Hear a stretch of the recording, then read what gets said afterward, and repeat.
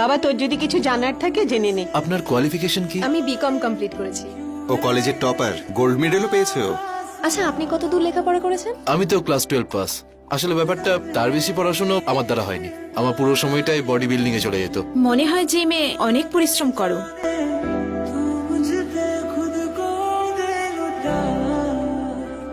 ক্ষমা করবেন, আমার বিউটি পার্লার থেকে আসতে আসতে একটু দেরি হয়ে গেল। বৌদি, ও আমার ছেলে বৈভব, আপনি ভালো করে দেখে নিন। কি আর দেখবো, ছেলে আমার পছন্দ, দেখতেও ভালো। কিন্তু আমার একটা শর্ত আছে, ছেলে বিয়ের পরে এখানে ঘরজামাই হয়ে এই বাড়িতেই থাকবে। বৈভব আমাদের একমাত্র ছেলে। তাতে কি, ঘরজামাই হয়ে আমাদের বাড়িতে থাকে, তাহলে আমাদের বাড়ি ব্যবসা দুটোরই দেখাশোনা করতে পারবে। আর তাছাড়া এটা তো আমার জন্য ভালোই হবে না, কি বৈভব? বাবা, একটু ওদিকে চলো। হ্যাঁ হ্যাঁ। এক্সকিউজ মি, চটপট হ্যাঁ বলে দাও না। এত বড় ঘর, এত বিষয় সম্পত্তি সব আমার নামে হয়ে যাবে।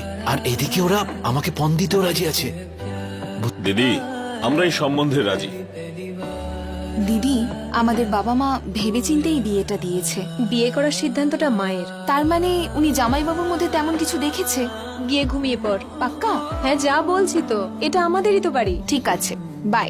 আর আজকের জন্য অল দ্য বেস্ট।